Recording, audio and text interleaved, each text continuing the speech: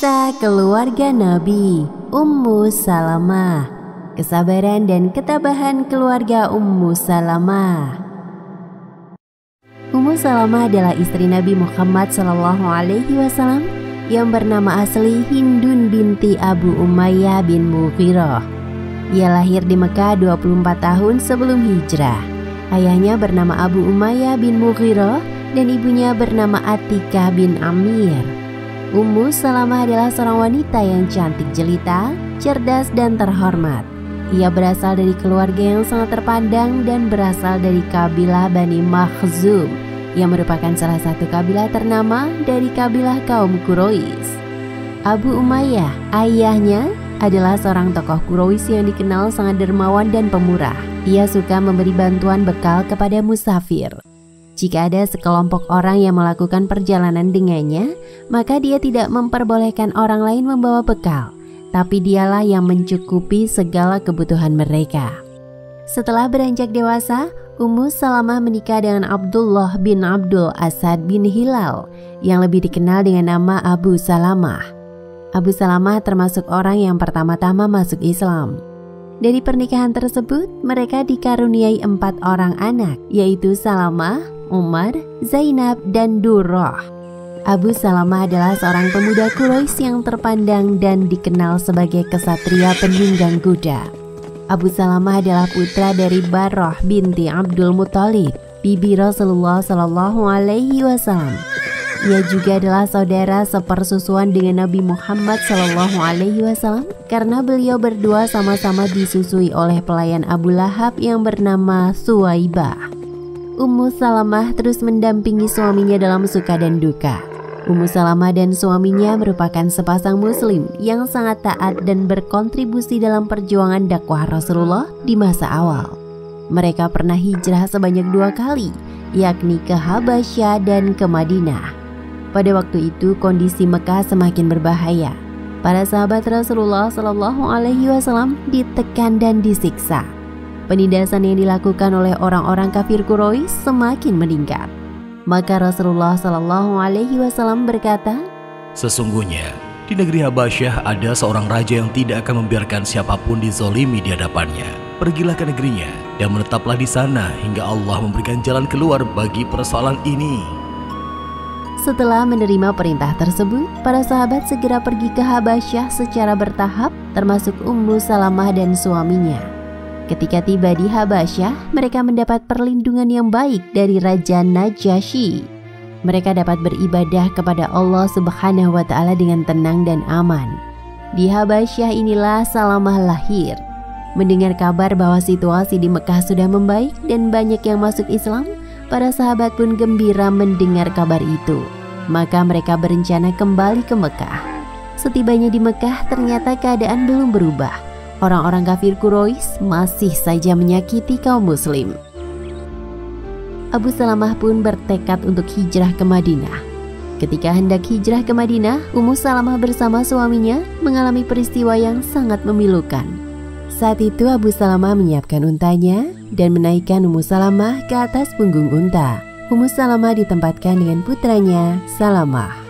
Ketika orang-orang dari keluarga Bani Mughirah, yakni keluarga dari Ummu Salamah, melihat Abu Salamah berhijrah, mereka segera menghalangi Abu Salamah dan berkata dengan keras, "Kami tidak bisa menghalangimu pergi, tetapi Ummu Salamah adalah orang dari keluarga kami. Kami tidak akan membiarkanmu mengajaknya pergi." Terjadilah perdebatan antara Abu Salamah dan orang-orang dari Bani Mughirah. Kemudian Ummu Salamah dan anaknya pun dibawa pergi oleh keluarganya. Adapun Abu Salamah tetap melanjutkan perjalanannya ke Madinah.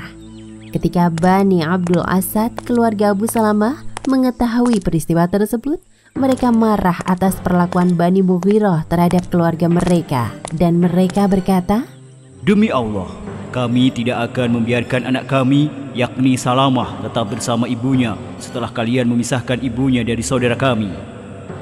Terjadilah tarik-menarik di antara keduanya untuk memperebutkan Salamah. Keluarga Bani Asad lah yang berhasil merebutnya, sedangkan keluarga Bani Mughirah menahan Ummu Salamah di perkampungan mereka. Peristiwa itu membuat Ummu Salamah terpisah dari suami dan anaknya. Sejak saat itu, setiap pagi Ummu Salamah pergi ke tanah lapang dan duduk sambil menangis. Hal tersebut terus dilakukan selama kurang lebih 1 tahun lamanya. Hingga suatu hari ada sepupu dari keluarga Ummu Salamah yang melihat keadaan itu dan merasa iba. Ia pun berkata kepada keluarga Bani Mughirah, "Tidakkah kalian merasa simpati terhadap wanita malang itu? Kalian telah memisahkan dari suami dan anaknya." Tidak lama kemudian, keluarga Bani Mughirah memanggil Ummu Salamah dan berkata, "Jika engkau mau, pergilah dan susulah suamimu." Ketika mendengar Ummu Salamah diperbolehkan pergi, keluarga Bani Abdul Asad mengembalikan Salamah. Segera Ummu Salamah mengeluarkan unta dan membawa anaknya ke pangkuannya. Lalu ia susul suaminya ke Madinah. Saat itu tidak ada seorang pun yang menemani Ummu Salamah. Ketika sampai di Ta'nim, Ummu Salamah bertemu dengan Utsman bin Thalhah bin Abu Thalhah, seorang anggota keluarga Bani Abu Dar. Waktu itu Utsman bin Thalhah belum masuk Islam. Utsman lalu bertanya, "Hendak pergi kemana wahai putri Abu Umayyah?"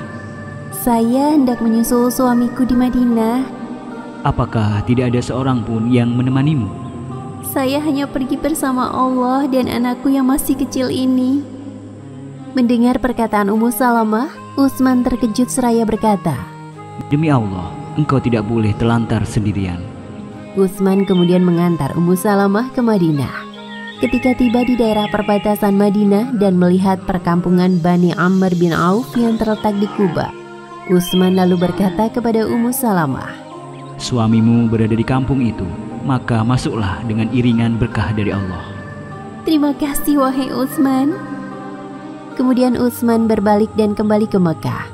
Begitu baiknya Utsman bin Thalhah hingga Ummu Salamah pun sampai berkata, "Demi Allah, di saat tidak ada keluarga muslim yang lebih menderita daripada keluarga Abu Salamah, dan saya tidak pernah mengenal seorang teman perjalanan yang lebih mulia dari Utsman bin Thalhah." Akhirnya Ummu Salamah dan putranya bertemu dengan Abu Salamah. Mereka kembali berkumpul dengan keislaman dan keimanan. Demikian kisah tentang Ummu Salamah. Hikmah yang bisa diambil dari kisah tadi antara lain: pertama, ketika ditimpa kesedihan, hendaknya bersabar dan tabah.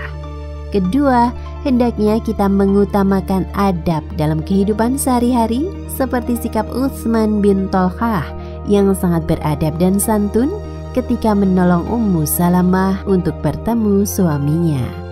Wallahu a'lam bishawab.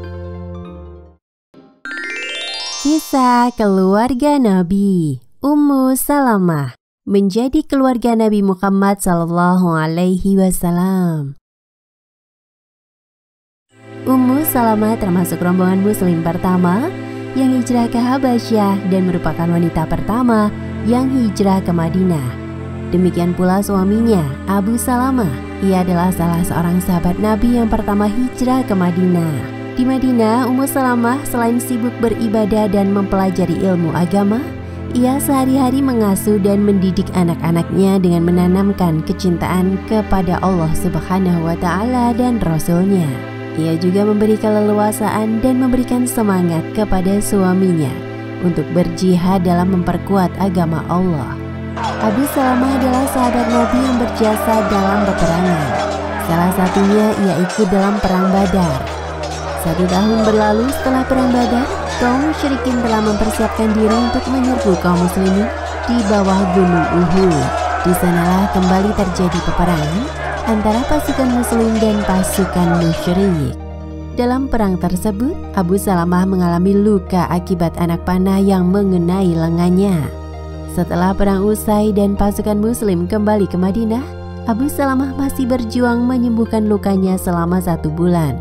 Ummu Salamah dengan setia mendampingi dan memberi perhatian kepada suaminya itu hingga sembuh. 2 bulan setelah perang Uhud, Rasulullah SAW mendengar bahwa Bani Asad bin Khuzaimah merencanakan serangan terhadap kaum muslim di Madinah. Rasulullah segera mengirim 150 pasukan gabungan yang terdiri dari kaum Ansor dan Muhajirin. Beliau menunjuk Abu Salamah untuk memimpin pasukan Sariyah tersebut. Saria adalah perang yang tidak dihadiri langsung oleh Rasulullah dan dipimpin oleh salah seorang sahabat. Abu Salamah dan pasukan muslim melakukan serangan mendadak di perkampungan Bani Asad bin Khuzaimah. Akibat serangan ini, musuh pun kocar-kacir dan pasukan muslim berhasil membawa harta rampasan perang. Mereka lalu kembali ke Madinah dengan selamat tanpa harus bertempur. Abu Salamah kembali ke Madinah dengan membawa kemenangan. Tetapi luka yang dialami setelah perang Uhud dulu kambuh kembali. Ummu Salamah dengan setia menemani dan merawat suaminya itu. "Wahai suamiku, saya pernah mendengar bahwa jika seorang istri ditinggal meninggal dunia oleh suaminya, sementara suaminya itu menjadi penghuni surga, lalu istrinya tidak menikah lagi, maka Allah akan mengumpulkan mereka kembali ke dalam surga. Maka dari itu saya tidak akan menikah lagi setelah engkau meninggal." Apakah engkau mau taat kepadaku, wahai Ummu Salamah? "Iya, wahai Abu Salamah." "Jika saya meninggal lebih dulu, maka menikahlah lagi." Kemudian Abu Salamah berdoa kepada Allah, "Ya Allah, jika saya mati, maka berilah Ummu Salamah seorang suami yang lebih baik dari saya, yang tidak akan membuatnya sedih dan tidak akan menyakitinya." Menjelang detik-detik meninggalnya Abu Salamah, Rasulullah Shallallahu Alaihi Wasallam berada di sampingnya. Beliau yang menutupkan kedua mata Abu Salamah dengan tangan beliau. Kemudian beliau mengucapkan takbir 9 kali. Ada yang mengatakan bahwa ketika Abu Salamah meninggal dunia, Rasulullah masuk ke kamar dan melihat mata Abu Salamah yang terbuka. Maka beliau menutupkannya dengan tangan beliau lalu berkata, "Sesungguhnya ketika ruh ditarik dari jasad, mata mengikutinya." Mendengar kepastian meninggalnya Abu Salamah, para keluarga bersedih. Maka Rasulullah Shallallahu Alaihi Wasallam berkata, "Jangan mendoakan diri sendiri kecuali dengan doa yang baik-baik, karena malaikat akan mengamini doa yang kalian ucapkan. Ya Allah, ampunilah dosa Abu Salamah, tinggikanlah derajatnya bersama orang-orang yang mendapat petunjuk, berilah pengganti yang baik bagi segenap keluarga yang ditinggalkannya. Ampunilah dosa kami dan dosanya. Wahai Tuhan semesta alam, lapangkanlah kuburnya, serta berilah cahaya yang menerangi di dalamnya." Ummu Salamah begitu sedih saat suaminya wafat dan dia teringat Abu Salamah pernah menyampaikan sebuah hadis Nabi Shallallahu Alaihi Wasallam yang membuatnya bahagia. Jika seorang muslim mendapat musibah, lalu mengucapkan apa yang diperintahkan kepadanya, "Inna lillahi wa inna ilaihi raji'un." Ya Allah, berilah saya pahala atas musibah ini dan berilah pengganti yang lebih baik darinya. Maka Allah memberinya ganjaran dalam musibahnya dan menggantinya dengan yang lebih baik. Ketika Abu Salamah meninggal dunia, Ummu Salamah mengucapkan doa tersebut. Namun setelah itu ia terdiam merenungkan ucapannya. Ada kebimbangan di dalam hatinya dan ia bertanya pada dirinya sendiri, siapakah orang yang lebih baik dari Abu Salamah? Selalu terbersit pertanyaan itu ketika Ummu Salamah berdoa, tetapi ia terus mengucapkan doa tersebut. Ketika masa iddah Ummu Salamah selesai, datang para sahabat melamarnya. Kala itu Abu Bakar radhiyallahu anhu meminangnya, tetapi Ummu Salamah menolak. Kemudian giliran Umar radhiyallahu anhu meminangnya, tetapi ia tetap menolak. Ummu Salamah dengan sopan menolak kedua lamaran tersebut. Tak lama kemudian Rasulullah Shallallahu Alaihi Wasallam mengutus seseorang untuk menyampaikan pinangannya. Pada mulanya Ummu Salamah berkeberatan. "Selamat datang wahai utusan Nabi. Tolong sampaikan kepada Rasulullah Shallallahu Alaihi Wasallam bahwa saya adalah seorang wanita yang sangat pencemburu dan mempunyai banyak anak, serta saya pun sudah tua." Sesungguhnya Ummu Salamah tidak menolak lamaran Nabi Shallallahu Alaihi Wasallam karena menjadi istri Nabi adalah kemuliaan yang begitu besar. Namun ia merasa tidak muda lagi dan mempunyai anak-anak yang masih kecil, serta takut merepotkan keluarga Nabi Shallallahu Alaihi Wasallam. Alasan Ummu Salamah itu kemudian dijawab oleh Rasulullah Shallallahu Alaihi Wasallam melalui utusannya. Wahai Ummu Salamah, Nabi mengatakan bahwa persoalan engkau mempunyai anak-anak kecil, maka Allah yang akan mencukupi kebutuhan anak-anakmu. Persoalan engkau sangat pencemburu, maka saya berdoa kepada Allah Subhanahu wa Ta'ala agar Allah Subhanahu wa Ta'ala menghilangkan kecemburuan itu. Jika engkau merasa sudah tua, sesungguhnya saya lebih tua darimu." Mendengar jawaban tersebut, Ummu Salamah berkata kepada putranya, "Wahai putraku, bangkitlah dan terimalah pinangan Rasulullah SAW untuk menikahiku." Ada yang mengatakan putra Ummu Salamah yang menjadi wali nikahnya adalah Umar bin Abu Salamah. Ada pula yang mengatakan walinya adalah Salamah bin Abu Salamah. Akhirnya terjadilah pernikahan yang penuh berkah antara Rasulullah SAW dengan Ummu Salamah radhiyallahu anha. Pernikahan tersebut terjadi pada tahun 4 Hijriah. Sungguh, Allah telah menggantikan untuk diriku seseorang yang lebih baik dari Abu Salamah, yakni Rasulullah SAW. Sejak awal, Ummu Salamah dengan mudah dapat beradaptasi dan menjalankan perannya dalam mengurus pekerjaan rumah tangga dengan baik. Dengan gigih ia berusaha dapat membahagiakan dan menyenangkan Rasulullah SAW. Selain memiliki paras yang cantik, menurut Aisyah, ia juga telah dihilangkan kecemburuannya oleh Allah Subhanahu wa Ta'ala. Tidak ada rasa cemburu dalam diri Ummu Salamah terhadap istri-istri lainnya. Pada suatu hari, Rasulullah SAW berada di rumah Ummu Salamah bersama putrinya, Zainab binti Abu Salamah. Tak lama kemudian datanglah Fatimah radhiyallahu anha bersama kedua putranya, yaitu Hasan dan Husain radhiyallahu anhuma. Rasulullah SAW segera memeluk kedua cucunya tersebut seraya berdoa, "Semoga Allah Subhanahu wa Ta'ala merahmati dan memberkati Ahlul Bait. Sesungguhnya Allah Maha Terpuji dan Maha Mulia." Mendengar hal itu, Ummu Salamah menangis. Lalu Rasulullah menoleh kepadanya dengan lembut, lalu bertanya, "Mengapa engkau menangis, wahai Ummu Salamah?" "Ya Rasulullah, engkau mendoakan Hasan dan Husain serta Fatimah, tapi aku dan putriku tidak engkau doakan." "Engkau dan putrimu termasuk Ahlul Bait, wahai Ummu Salamah." Sebagai istri Nabi Muhammad SAW, Ummu Salamah mengetahui banyak hal tentang Rasulullah SAW dalam kehidupan sehari-hari. Ummu Salamah mengetahui doa yang sering Rasulullah SAW baca, yaitu "Ya muqallibal qulub, tsabbit qalbi ala dinik." Artinya adalah, "Wahai zat yang membolak-balikan hati, teguhkanlah hatiku di atas agamamu." Ummu Salamah juga mengetahui pakaian yang disenangi oleh Rasulullah SAW, yaitu gamis. Ummu Salamah radhiyallahu anha dikenal sebagai wanita yang cerdas, memiliki pandangan dan pemahaman yang mendalam. Ia juga sosok yang rajin. Dikatakan oleh Al-Muttalib bin Abdullah bin Hantab Banwa, janda Arab itu, Ummu Salamah masuk ke rumah tangga Rasulullah SAW di awal malam sebagai pengantin dan di akhir malam sudah menggiling gandum. Demikian kisah tentang Ummu Salamah radhiyallahu anha. Hikmah yang bisa diambil dari kisah tadi antara lain, pertama, keimanan lekat dengan ujian. Di mana ada iman, di situ ada ujian. Maka ketika ditimpa ujian apapun, hendaknya kita senantiasa mendekatkan diri kepada Allah Subhanahu wa Ta'ala. Kedua, bahwa kita harus yakin akan janji Allah, seperti yang dilakukan Ummu Salamah ketika mengamalkan doa ketika tertimpa musibah tadi. Ketiga, dianjurkan untuk membaca doa, "Ya muqallibal qulub, tsabbit qalbi ala dinik," agar kita istiqomah dalam kebenaran agama Allah Subhanahu wa Ta'ala. Wallahu a'lam bishawab. Kisah keluarga Nabi Ummu Salamah. Keistimewaan Ummu Salamah. Ummu Salamah radhiyallahu anha adalah wanita cerdas dan bijaksana. Terdapat suatu peristiwa yang menunjukkan kecerdasan pemikirannya, yaitu dalam peristiwa Hudaybiyah.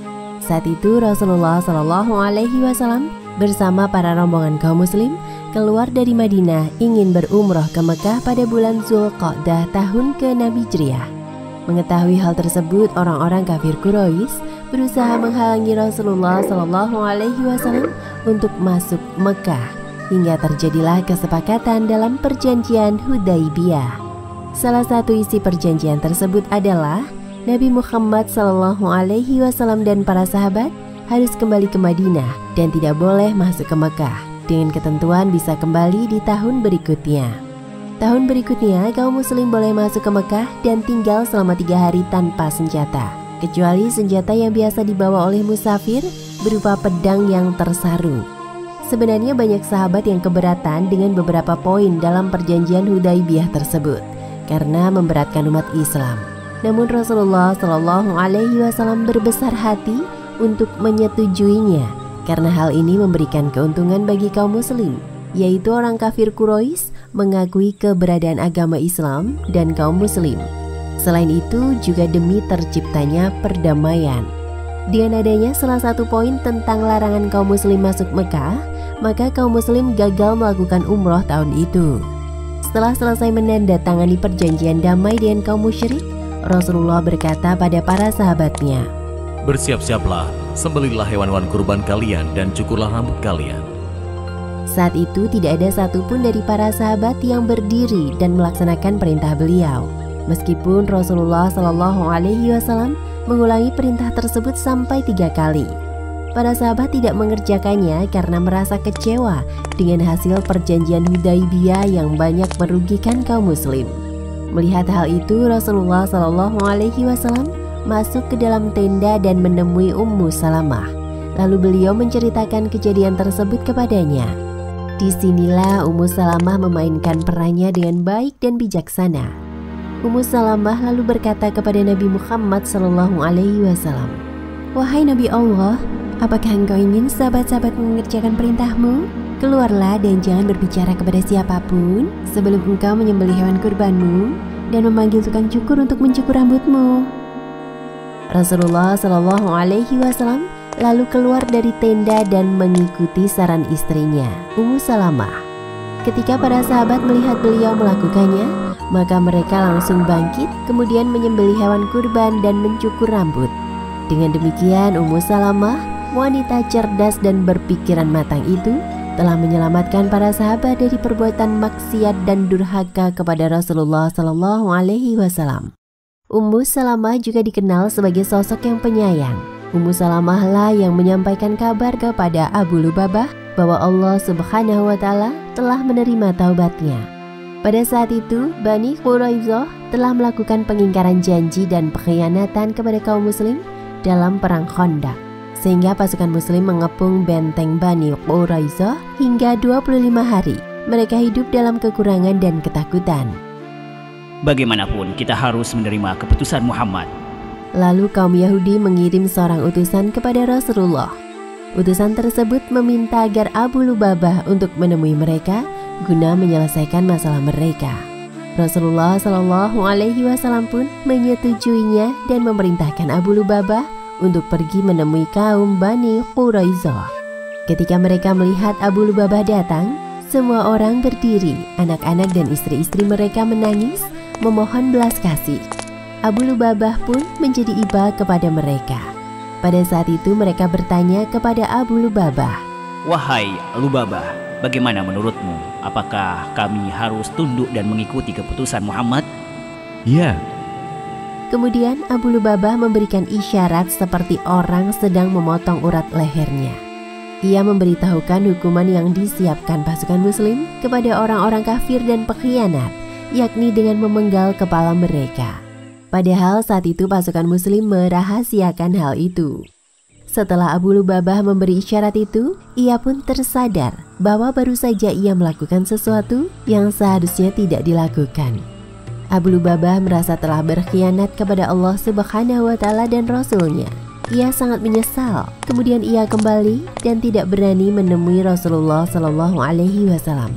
Sebagai pernyataan taubatnya, ia mengikatkan dirinya sendiri di salah satu tiang masjid seraya berkata, "Demi Allah, saya tidak akan meninggalkan posisi ini hingga Allah menerima taubatku atas kesalahan yang telah saya lakukan itu." Abu Lubabah mengikat dirinya selama 6 hari. Selama itulah ia terus beristighfar, memohon ampun kepada Allah Subhanahu wa Ta'ala. Istrinya datang untuk membuka ikatannya setiap kali datang waktu sholat. Lalu ia berwudu dan sholat, kemudian mengikat diri lagi.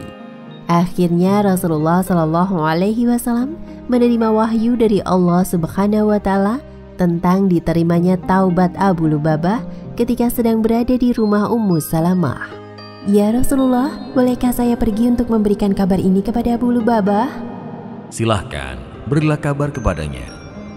Ummu Salamah lalu pergi dan sesampainya di hadapan Abu Lubabah, ia berkata, "Wahai Abu Lubabah, berbahagialah, sesungguhnya Allah telah menerima taubatmu."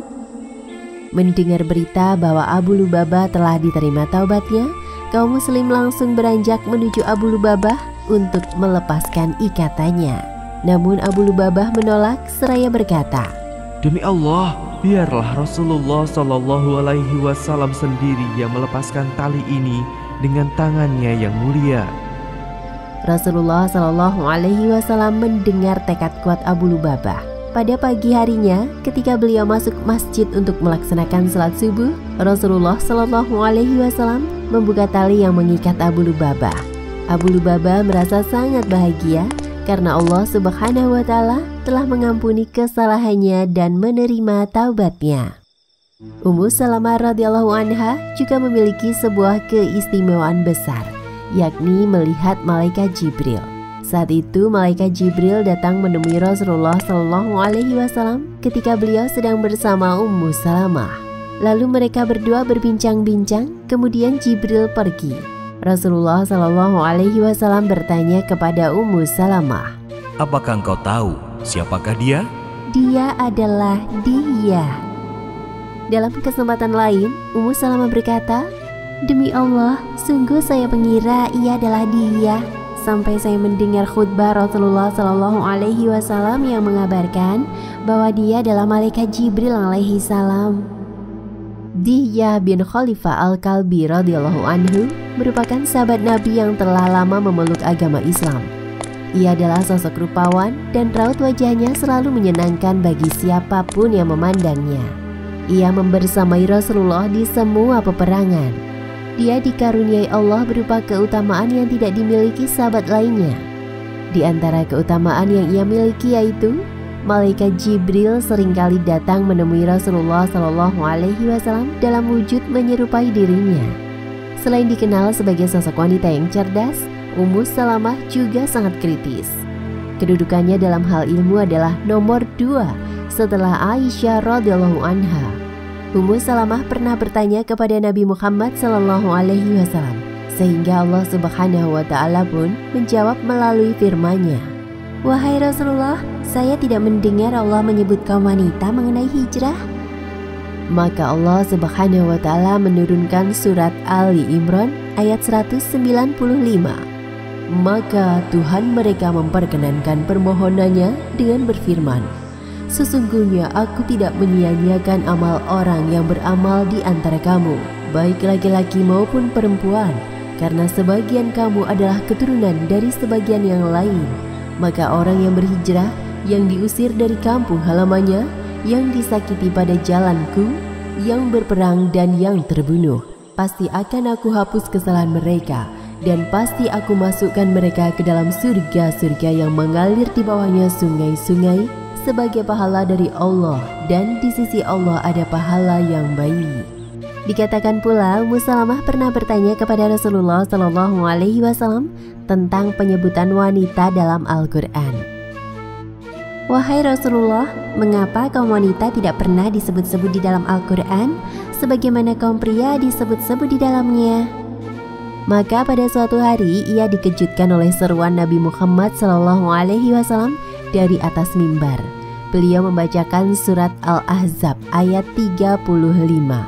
"Hai manusia, sesungguhnya Allah telah menurunkan firman-Nya yang mengatakan, sesungguhnya laki-laki dan perempuan yang muslim, laki-laki dan perempuan yang mukmin, laki-laki dan perempuan yang taat, laki-laki dan perempuan yang benar, laki-laki dan perempuan penyabar, laki-laki dan perempuan yang khusyuk, laki-laki dan perempuan yang bersedekah, laki-laki dan perempuan yang berpuasa, laki-laki dan perempuan yang memelihara kemaluannya, laki-laki dan perempuan yang banyak menyebut nama Allah. Untuk mereka Allah telah menyiapkan ampunan dan pahala yang besar."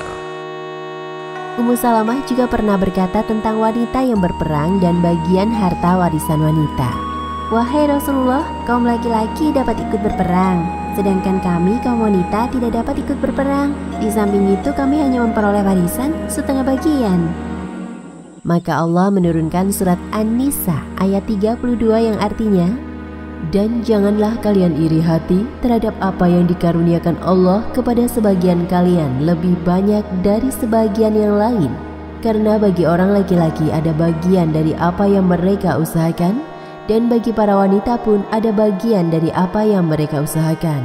Dan memohonlah kepada Allah sebagian dari karunia-Nya. Sesungguhnya Allah Maha mengetahui segala sesuatu.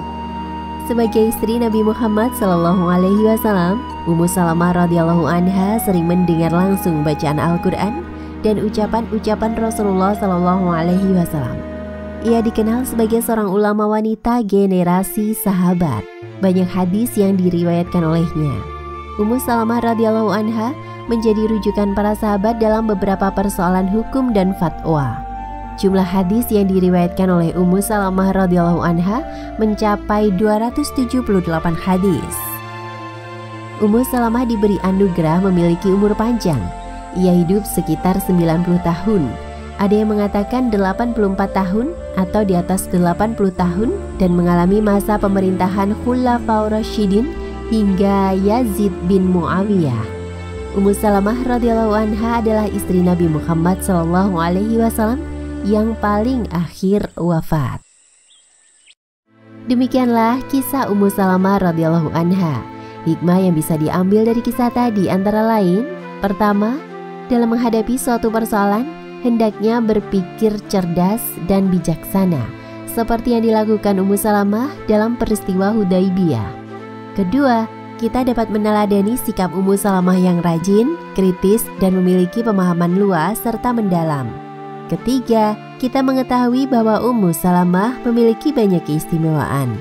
Salah satunya beberapa ayat Al-Quran turun berkenaan dengan nalar kritis Ummu Salamah radhiyallahu anha. Wallahu a'lam bishawab.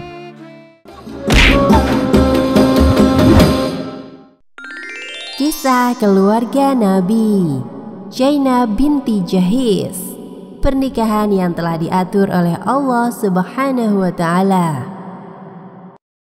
Zainab binti Jahis radhiyallahu anha adalah salah satu istri Nabi Muhammad SAW. Pernikahannya dengan Rasulullah SAW diatur oleh Allah Subhanahu wa Ta'ala dari 7 lapis langit. Zainab binti Jahis lahir di Mekah pada tahun 33 sebelum Hijriah. Ada yang mengatakan semula ia bernama Barroh, lalu Rasulullah SAW menggantinya dengan nama Zainab. Ia berasal dari keluarga yang terhormat dan mulia.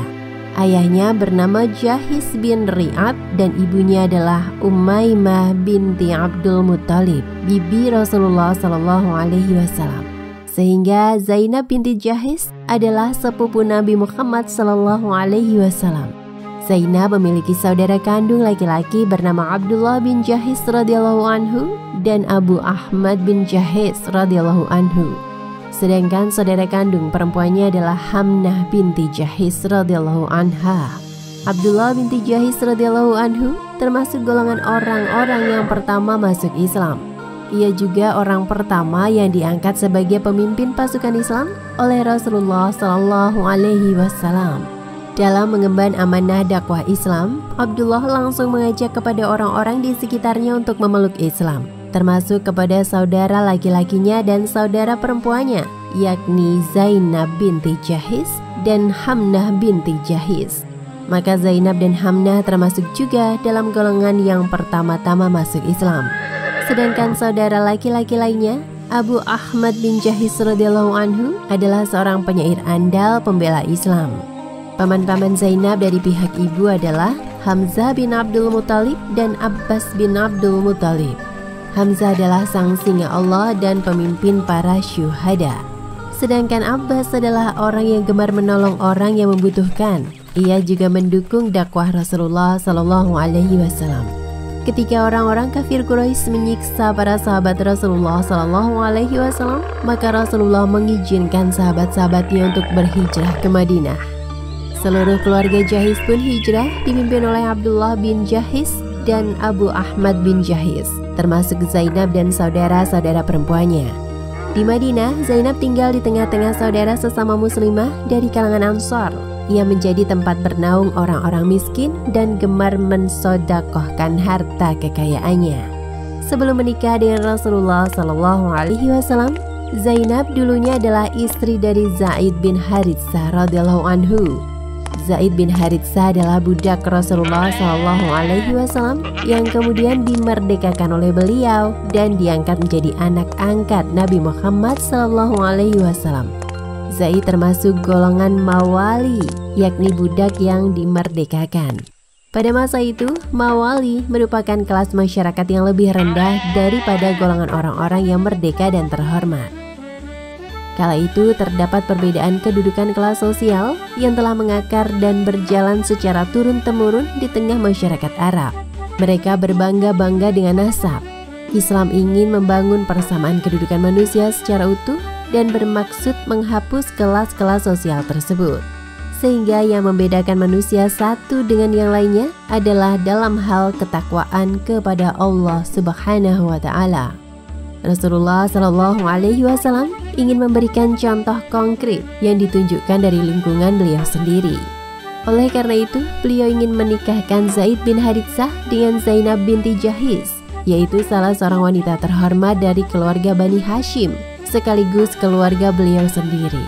Waktu itu Rasulullah SAW bermaksud meminang Zainab binti Jahis untuk dinikahkan dengan pelayan beliau, Zaid bin Haritsah. Akan tetapi Zainab menolak sebab ia masih merasa ada perbedaan status sosial. Ia merasa tidak nyaman akan hal itu dan tidak mudah untuk menerimanya. Zainab pun berkata, "Wahai Rasulullah, apakah saya boleh mempertimbangkannya dulu?" Berkaitan dengan hal itu, Allah Subhanahu wa Ta'ala lalu menurunkan surat Al-Ahzab ayat 36 yang artinya, "Dan tidaklah pantas bagi laki-laki yang mukmin dan perempuan yang mukmin apabila Allah dan Rasul-Nya telah menetapkan suatu ketetapan, akan ada pilihan yang lain bagi mereka tentang urusan mereka. Dan barang siapa mendurhakai Allah dan Rasul-Nya, maka sungguh dia telah tersesat dengan kesesatan yang nyata." Setelah ayat itu turun, Zainab pun memikirkan permintaan Rasulullah agar ia menikah dengan Zaid. Lalu ia berkata kepada Rasulullah, "Wahai Rasulullah, apakah engkau benar-benar menghendaki saya menikah dengan Zaid?" Benar. Akhirnya Zainab bersedia dinikahkan dengan Zaid semata-mata karena taat kepada perintah Allah dan Rasul-Nya. "Kalau begitu, saya tidak mau durhaka kepada Rasulullah SAW. Saat ini juga saya bersedia menikah dengannya."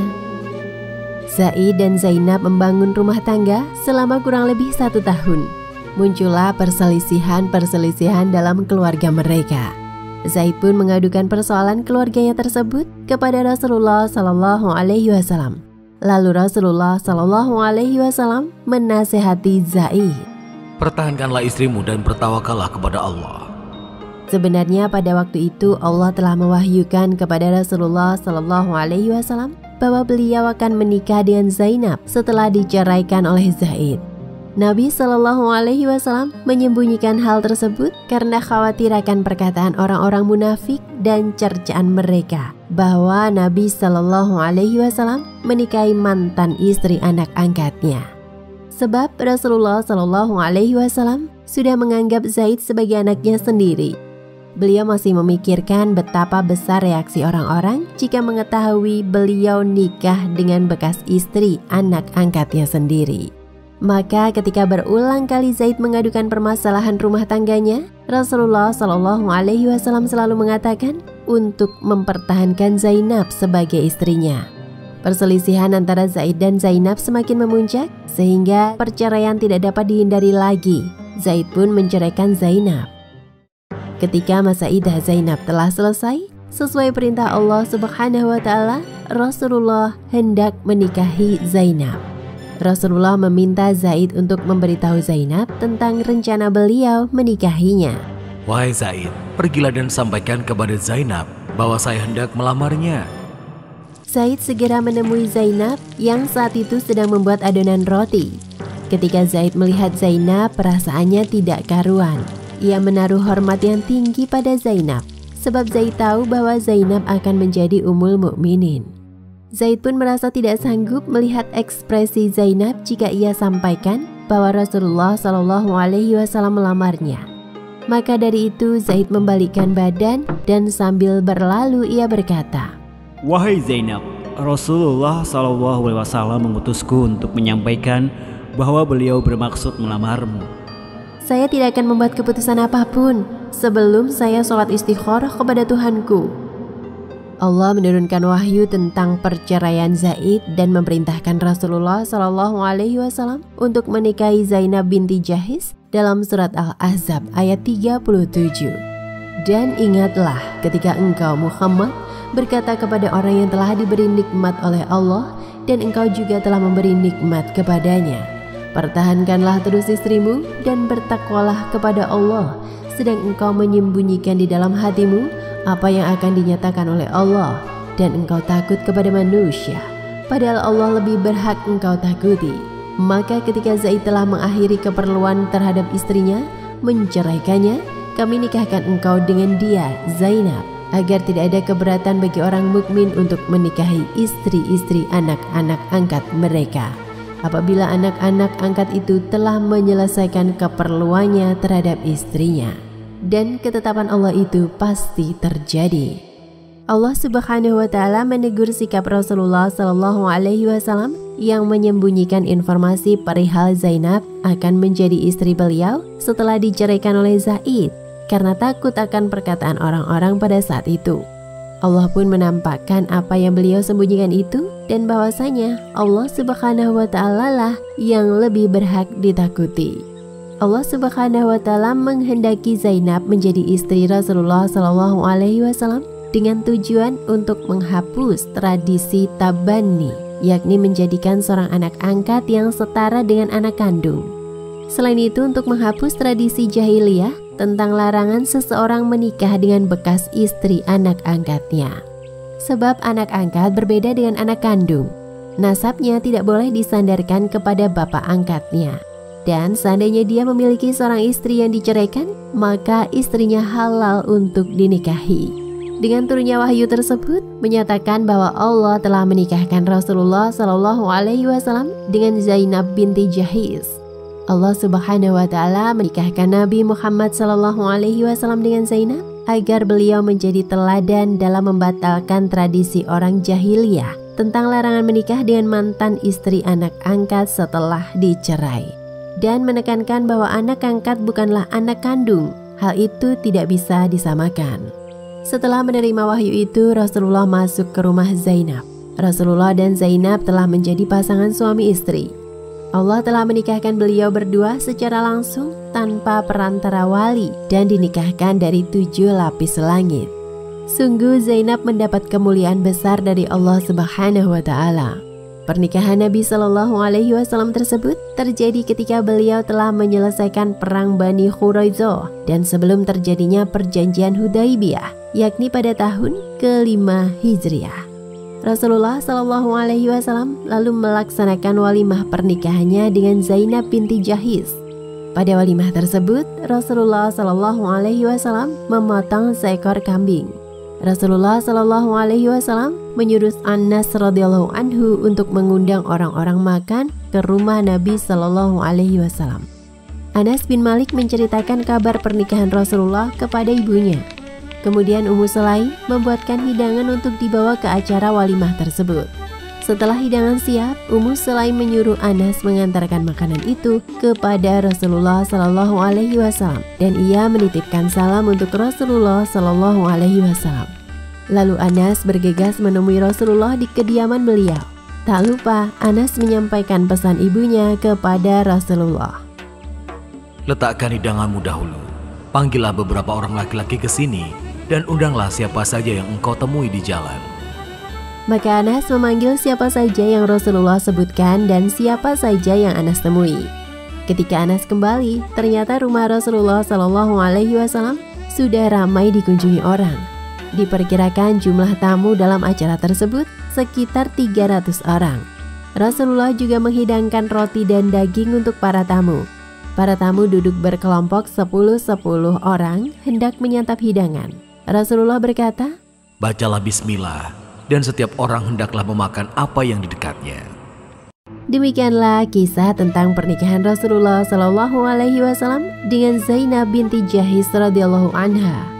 Hikmah yang bisa diambil antara lain, pertama, Rasulullah SAW melakukan segala sesuatu atas dasar perintah dari Allah Subhanahu wa Ta'ala, bukan karena nafsu duniawi, seperti perintah Allah Subhanahu wa Ta'ala untuk menikahi Zainab binti Jahis.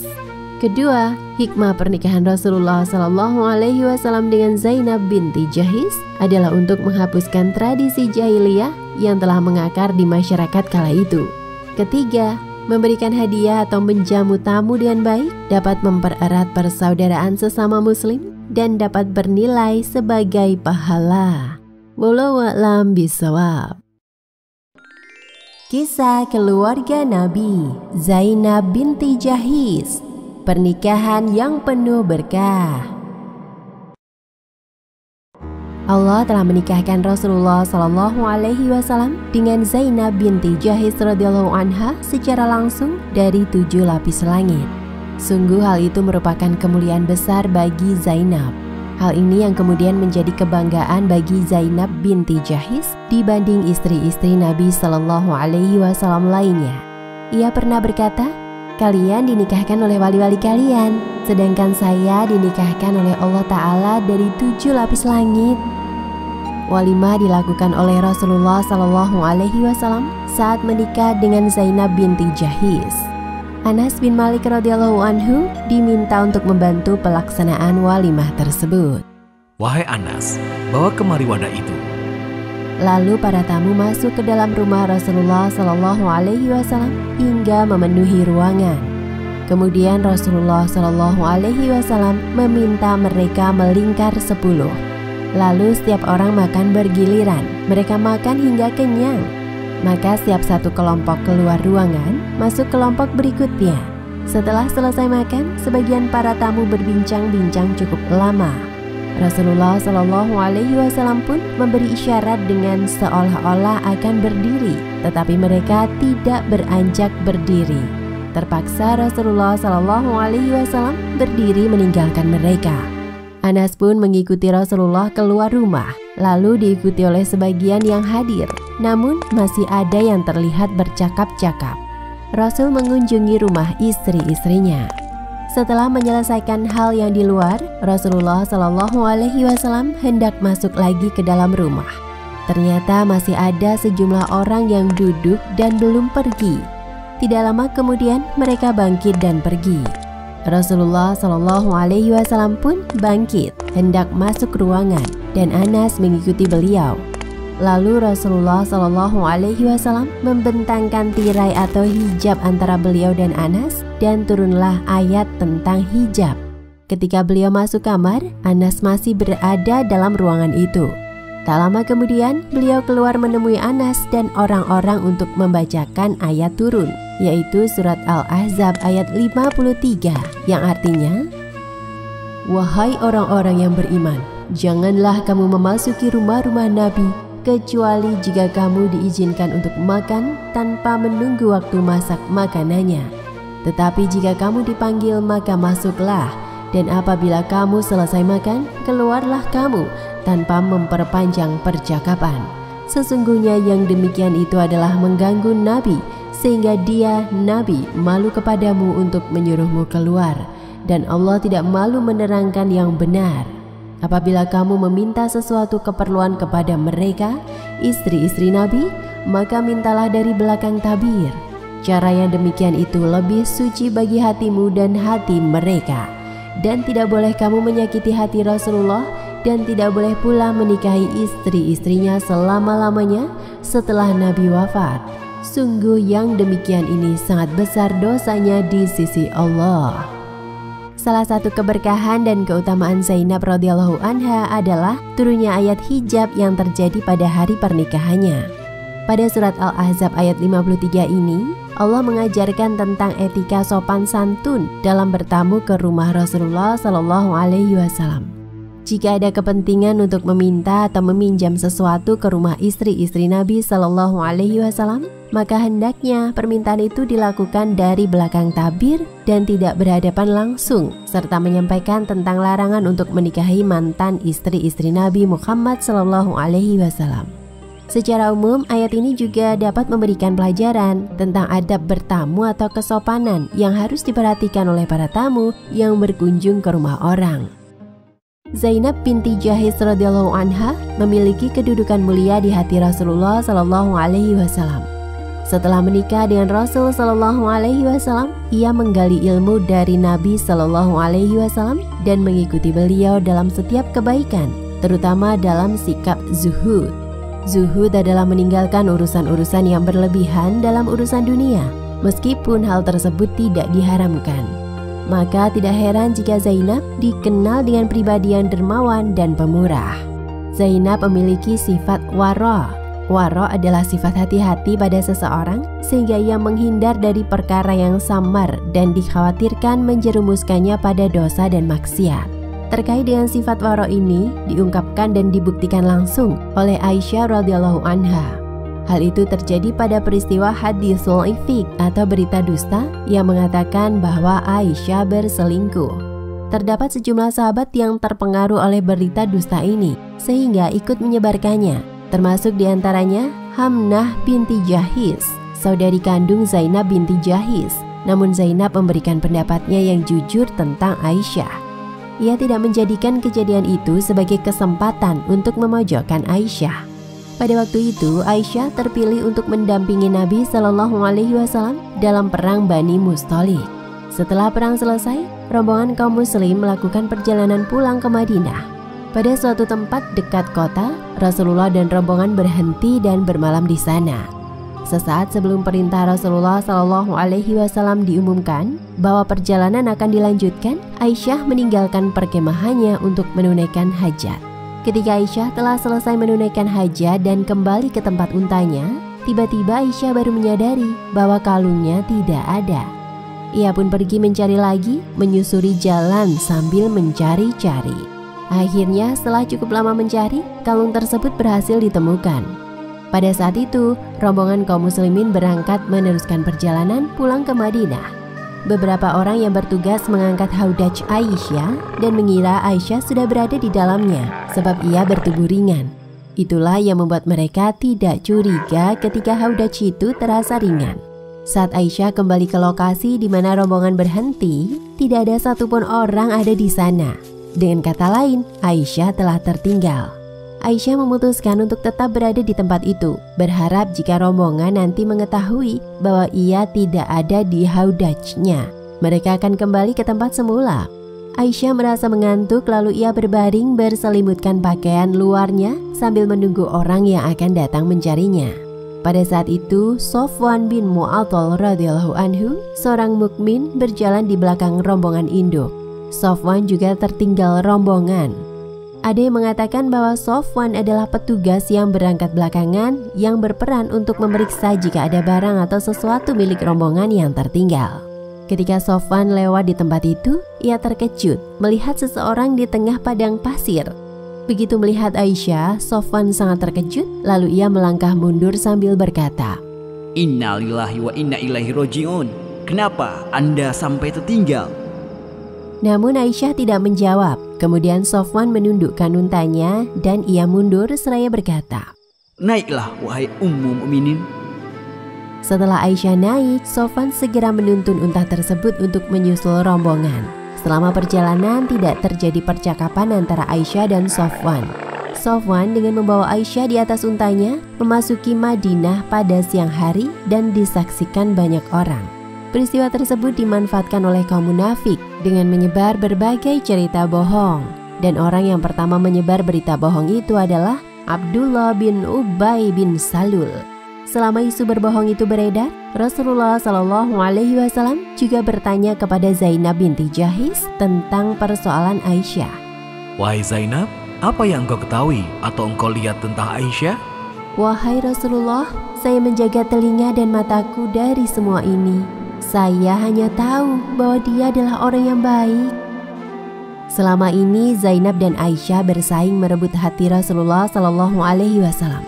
Namun ia tahu bahwa Aisyah adalah istri Nabi Shallallahu Alaihi Wasallam yang kedudukannya lebih tinggi daripada dirinya. Meskipun demikian, Zainab tidak mau berkomentar sedikit pun yang mencederai Aisyah. Ia tidak ikut menjatuhkan Aisyah dan tidak termakan provokasi atas isu-isu tersebut. Zainab tetap memberikan kesaksian yang jujur dan baik tentang Aisyah. Maka Aisyah berkata tentang Zainab, Zainab adalah istri Nabi Shallallahu Alaihi Wasallam yang nyaris setara denganku di mata beliau. Allah telah menjaga dengan sifat waro yang dimilikinya. Berkaitan tentang berita bohong tentang Aisyah, Allah Subhanahu wa Ta'ala menurunkan firman-Nya dalam surat An-Nur ayat 11 hingga ayat 21. Ayat tersebut menyatakan kebersihan Aisyah radhiyallahu anha dari tuduhan keji itu. Allah Subhanahu wa Ta'ala membela dan membersihkan nama Aisyah langsung dari langit ke-7. Demikian kisah tentang Zainab binti Jahis. Hikmah yang bisa diambil dari kisah tadi antara lain, pertama, ketika bertamu hendaknya memperhatikan perasaan tuan rumah. Jangan terlalu lama dalam bertamu jika hal itu akan mengganggu tuan rumah, kecuali jika hal itu atas permintaan tuan rumah. Kedua, hendaknya kita bersikap objektif terhadap orang lain, seperti halnya Aisyah yang tetap mengakui kemuliaan Zainab binti Jahis meskipun mereka berlomba untuk mendapat perhatian Rasulullah Shallallahu Alaihi Wasallam. Wallahu a'lam bishawab. Kisah keluarga Nabi Zainab binti Jahis, akhir hayat sang panjang tangan. Sebagaimana telah diceritakan sebelumnya, bahwa Zainab binti Jahis radhiyallahu anha lahir dari keluarga terpandang dan terhormat. Ia adalah putri dari bibi Rasulullah Shallallahu Alaihi Wasallam, sehingga Zainab memiliki hubungan kekerabatan yang sangat dekat dengan Rasulullah Shallallahu Alaihi Wasallam. Selain itu, dari sisi pernikahannya dengan Rasulullah Shallallahu Alaihi Wasallam, Zainab memiliki keistimewaan dibanding istri-istri Nabi lainnya. Sebab Allah Subhanahu wa Ta'ala yang menikahkan Zainab dengan Rasulullah Shallallahu Alaihi Wasallam secara langsung tanpa wali dan saksi. Disebutkan bahwa Zainab binti Jahis khusyuk dalam menjalankan ibadah kepada Allah Subhanahu wa Ta'ala. Suatu saat Rasulullah Shallallahu Alaihi Wasallam memasuki rumahnya bersama Umar bin Khattab. Ternyata Zainab sedang sholat dan berdoa. Maka Rasulullah Shallallahu Alaihi Wasallam bersabda, sesungguhnya dia adalah wanita yang suka beribadah dengan tekun dan khusyuk. Zainab binti Jahis sangat terkenal dengan banyaknya ibadah yang dilakukannya. Aisyah pernah berkata tentang Zainab, aku belum pernah menemukan wanita yang lebih baik agamanya, paling bertakwa kepada Allah, paling jujur perkataannya, lebih menyambung silaturahim, lebih besar sedekahnya, lebih kuat pengorbanan dirinya atas sedekah, dan usahanya mendekatkan diri kepada Allah Subhanahu wa Ta'ala melebihi Zainab. Rasulullah Shallallahu Alaihi Wasallam pernah memberikan pernyataan yang secara tidak langsung menyanjung Zainab, sekaligus merupakan keistimewaan yang besar baginya. Pada waktu itu Rasulullah Shallallahu Alaihi Wasallam bersabda, yang paling cepat menyusulku di antara kalian adalah yang paling panjang tangannya. Sepeninggal Rasulullah Shallallahu Alaihi Wasallam, jika para istri-istri Nabi Shallallahu Alaihi Wasallam berkumpul, maka mereka saling menjulurkan tangan masing-masing untuk mengukur siapa di antara mereka yang paling panjang tangannya. Mereka sering melakukan hal itu sampai Zainab binti Jahis meninggal dunia. Zainab memiliki postur tubuh yang pendek dan tentu tangannya tidak lebih panjang dari tangan-tangan istri yang lain. Akhirnya mereka baru menyadari bahwa sesungguhnya yang dimaksud orang yang panjang tangan adalah yang paling banyak bersedekah. Semasa hidupnya Zainab binti Jahis memang seorang pekerja keras. Ia suka melakukan kerajinan tangan, menyamak kulit dan menjahitnya menjadi alat-alat tertentu lalu menjualnya ke pasar. Dan hasil usahanya tersebut dia sedekahkan. Kegiatan tersebut ia lakukan tanpa melalaikan tugasnya sebagai istri Rasulullah Shallallahu Alaihi Wasallam. Sepeninggal Rasulullah Shallallahu Alaihi Wasallam, kedermawanannya tidak pudar dan kezuhudannya masih melekat. Hatinya tidak terikat dengan dunia dan perhiasannya. Pada masa pemerintahan Umar bin Khattab radhiyallahu anhu, para istri Rasulullah shallallahu alaihi wasallam mendapatkan tunjangan. Ketika tunjangan pemerintah ditetapkan, Umar bin Khattab mengirimkan tunjangan kepada Zainab binti Jahis yang memang telah menjadi haknya. Utusan Umar sampai di rumah Zainab untuk mengantarkan hak tersebut. Lalu Zainab berkata, "Semoga Allah mengampuni Umar. Sebaiknya engkau berikan ini kepada saudari-saudariku yang lain yang lebih membutuhkan." Semua ini milikmu, wahai Zainab. Subhanallah. Zainab langsung mundur dan berlindung di balik tirai, lalu berkata, "Tumpahkanlah, lalu letakkan kain di atasnya." Zainab kemudian berkata kepada Barozah binti Rofi, "Masukkan tanganmu ke bawah kain itu, lalu ambillah segenggam dan berikan kepada Bani Fulan. Lalu ambil lagi dan berikan kepada Bani Fulan." Zainab membagikan tunjangan tersebut kepada kalangan keluarganya, anak-anak yatim dan orang-orang yang membutuhkan. Uang tersebut hanya tersisa sedikit. Barozah lalu berkata, "Semoga Allah mengampunimu, wahai Ummul Mukminin. Demi Allah, kita punya hak atas harta ini." "Kalau begitu, kalian ambillah yang tersisa di bawah kain itu." Ternyata sisa uang yang mereka dapat hanya sekitar 85 dirham. Zainab lalu menengadahkan tangannya ke atas seraya berdoa, "Ya Allah, jangan biarkan saya menerima tunjangan lagi dari Umar setelah tahun ini." Setelah selang beberapa saat di tahun yang sama, Zainab meninggal dunia.